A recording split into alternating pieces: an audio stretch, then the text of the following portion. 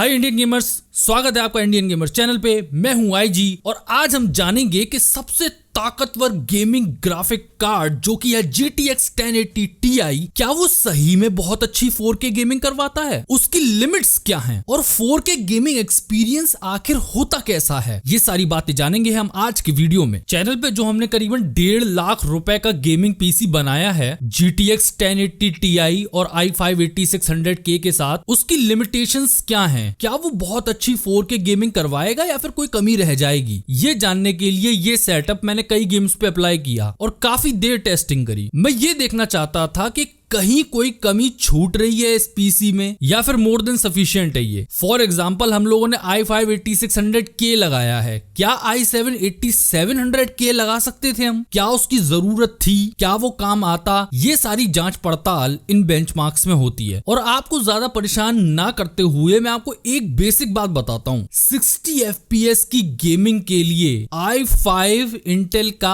आज more than sufficient है, ये आप बेंचमार्क्स में भी देखोगे। और साथ में एक और पते की बात बताऊं, 1080 Ti जो कि सबसे ताकतवर गेमिंग जीपीयू है, उसकी लिमिटेशंस भी 4K पे हाई सेटिंग्स में गेम चलाने की है। ये मैंने मोस्ट ऑफ द गेम्स में देखी। ऑल्दो गेम्स के हिसाब से चेंज होता है, कोई हल्का गेम होगा तो उस पे वेरी हाई सेटिंग्स पे आप चला लोगे, अल्ट्रा पे भी चला लोगे, लेकिन मोस्ट ऑफ द टाइम्स 2015, 2016, 2017, 2018 वाले गेम्स हाई सेटिंग्स पे वो सही से चला लेता है। 60 FPS आपको 4K पे चाहिए, वो आपको देगा। ये पॉसिबल नहीं था आज तक। इवन GTX 1080 वो भी 4K गेमिंग करवाने के लिए ग्राफिक कार्ड आया था, लेकिन वो true 4K gaming graphic card नहीं है, क्योंकि वो 60 FPS नहीं निकालेगा 4K पे। अच्छी सेटिंग्स पे आपको सेटिंग्स बहुत लो करनी पड़ेंगी, तब जाके वो 60 FPS निकालता है। 4K गेमिंग तो आपको करवा ही देगा, आप 30 FPS पे कर लो, सेटिंग्स ऊपर कर लो, लेकिन 1080 Ti इस समय है जो आपको तगड़ी वाली 4K गेमिंग करवाता है। हाई सेटिंग्स, हाई से वेरी हाई भी करने की आप कोशिश करोगे तो आप 45-50 FPS में आ जाओगे। और ये खासकर मैं देख रहा हूं असैसिन्स क्रीड ओरिजिन में, जो कि काफी डिमांडिंग गेम है। इस गेम को मैंने सारी सेटिंग्स पे चेक किया, सारे टेस्ट किए, कई सेटिंग्स के साथ खिलवाड़ किया इन गेम में। ओवरऑल लुब्बे लुबाब पूरी बात का ये है कि 1080 Ti पे ये सबसे अच्छे FPS निकालता है हाई सेटिंग्स पे। उसमें आप ज्यादा छिड़कानी मत करो क्योंकि ज्यादा अंतर पड़ेगा नहीं। मैंने इसे वेरी हाई और अल्ट्रा पे भी चलाने की कोशिश करी, 30 के आसपास आ जाता है फ्रेम रेट। और दूसरा, असैसिन्स क्रीड ओरिजिन में खासकर जैसे ही आप किसी सिटी वगैरह से गुजरते हो तो CPU यूसेज बढ़ जाती है। तो माइंड करने वाली बात है, क्या i5-8600 के बॉटलनेक होगा? बिल्कुल नहीं होता है। फ्रेम रेट बहुत ही कंसिस्टेंट है। और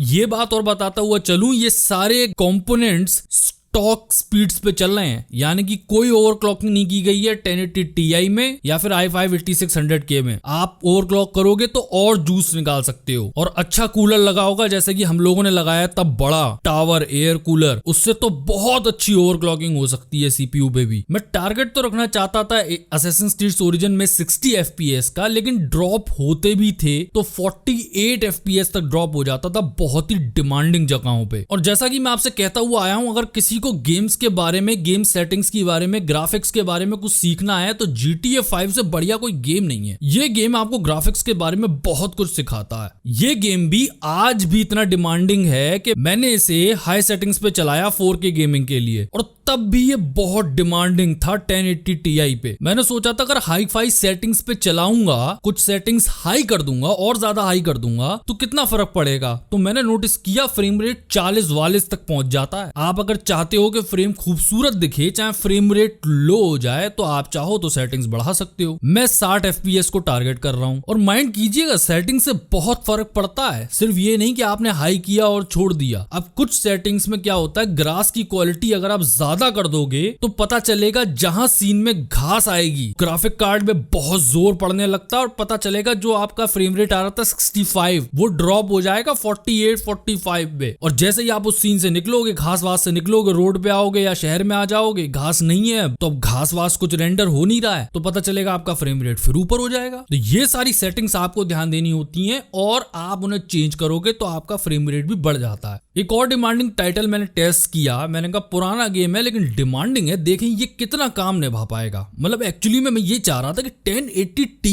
है तो मुझे सेटिंग्स भी ऊंची मिले, मुझे 4K रेजोल्यूशन भी मिले और फ्रेम रेट भी तगड़ा मिले। मैंने कहा विचर 3 पे सेटिंग्स ट्राई करते हैं, लेकिन कहानी वही है, कुछ हाई सेटिंग्स पे आपको अच्छे फ्रेम रेट मिल जाते हैं। 60 FPS की गेमिंग करनी है आपको, हाई सेटिंग्स पे आना पड़ेगा। वेरी हाई करोगे आप, आपका फ्रेम रेट लो हो जाएगा। और ये जो बेंचमार्किंग की गई है इसमें हेयरवर्क्स ऑफ कर दिए गए हैं। क्यों? एनवीडिया की टेक्नोलॉजी जरूर है हेयरवर्क्स, इसमें जुल्फे जो हैं विचर की, हमारे गेरल्ट ऑफ रिविया की, वो बड़ी सिल्की स्मूथ हो जाती हैं, बड़े सुंदर जुल्फे लगती हैं इनकी। लेकिन बस दिक्कत ये है कि ग्राफिक कार्ड का दम निकल जाता है। I mean, बेबात का बहुत ज्यादा जोर पड़ने लगता है। तो अगर सही में ग्राफिक कार्ड के बारे में समझना है तो आपको हेयरवर्क्स ऑफ करने पड़ेंगे। तो ये जो बेंचमार्किंग की गई है वो एनवीडिया हेयरवर्क्स ऑफ करके की गई। तो भी गेरल्ट ऑफ रिविया की देखिए जुल्फे कुछ ज्यादा ऐसी बुरी भी नहीं लग रही, ठीक ही लग रही है। और इसमें भी एक कमाल की बात बताऊं, जैसे कि मैं आपको GTA में बता रहा था ना कि घास रेंडर होती रहती है तो आपका फ्रेम रेट लो हो जाता है, सेम बात है ये विचर में भी। अगर आप देखोगे किसी सीन में जहां घास पेड़ ये सब आ रहे होंगे वहां फ्रेम रेट थोड़ा सा लो रहेगा, और जैसे ही आप किसी पहाड़ी या पत्थर पे आते हो और घास रेंडर करने को नहीं है, वो फ्रेम रेट अपने आप बंप हो जाता है। और खासकर विचर में मैंने देखा है CPU पे जोर पड़ता है बहुत कर्रा वाला, जब आप किसी सिटी वगैरह में होते हो और वहां बहुत सारे कैरेक्टर्स होते हैं, वहां कभी कभी एक स्पाइक देखने को मिलता है आपको, CPU यूसेज में 100% पहुंच जाती है, एक आध सेकंड के लिए होता है ये। लेकिन उन सिटी एरियाज में भी CPU बढ़िया साथ निभाता है, कोई दिक्कत नहीं है बिल्कुल। And last but not the least, और अगर ये जानना है कि GPU पे और साथ में CPU पे कितना जोर पड़ेगा, एशेस ऑफ द सिंगुलैरिटी का बेंचमार्क्स बेस्ट है। इसको भी हमने 4K रेजोल्यूशन पे हाई सेटिंग्स पे ट्राई किया। इसमें भी अगर हाई से ऊपर जाते हो आप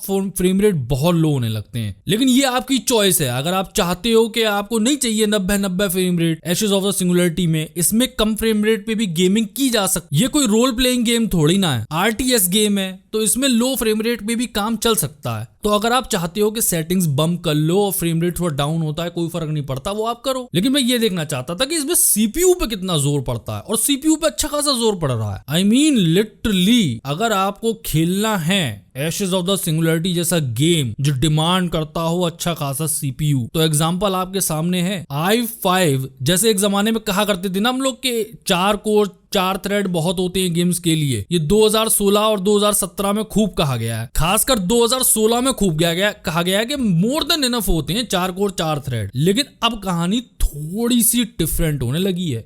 2018 के मिडिल में मैं आपसे कह रहा हूं कि अब नया i5 मायने रखता है। अब 6 कोर 6 थ्रेड मिनिमम होने चाहिए अगर आप हाई फाई बिल्ड बना रहे हो। जैसा कि आप देख ही रहे हो अच्छी खासी यूसेज हो रही है, लेकिन 100% पे इस पे भी नहीं पहुंच रही। ये बात भी ध्यान रखिएगा। 80 90 FPS निकाल रहा है, जरूरत से ज्यादा ही निकाल रहा है, तो भी जो है CPU यूसेज उतनी ऊपर नहीं जा रही। इवन CPU फोकस बेंचमार्क भी आप चलाते हो एशेस ऑफ द सिंगुलैरिटी का, तो भी 40 FPS मेंटेन हो जाते हैं इस गेम में। और इसमें आप देखो CPU पूरी अपनी चरमतम सीमा पे टच कर रहा है। मतलब इसमें हम यही देख रहे हैं कि CPU में कितनी दम है और CPU अपने बलबूते कितने FPS निकाल पाता है। ये बेंचमार्क CPU की ही दम निकालने के लिए बना हुआ है। जैसा कि आप देख भी रहे हो, जो i5 की यूसेज है वो 100% टच कर रही है। इसमें पूरा जूस निकाला जाएगा इस बेंचमार्क में CPU का। तो भी आप देखो 40 FPS आराम से मिलने। तो गाइज ये वीडियो हम यहीं खत्म करते हैं, और अगर आपने शॉर्ट वीडियो नहीं देखा है उस 1.5 लाख के PC बिल्ड का, तो वो अब आपकी स्क्रीन पे आ रहा होगा, और उसका लॉन्ग वर्जन जरूर देखिएगा, क्योंकि उसमें मैं आपको बहुत सारी चीजें और रीजंस बताऊंगा कि ये क्यों कंपोनेंट्स चूज किए गए हैं। मैं मिलता हूं आपको अगले वीडियो में, तब तक के लिए IG की तरफ से आप सभी को गुड बाय, टाटा।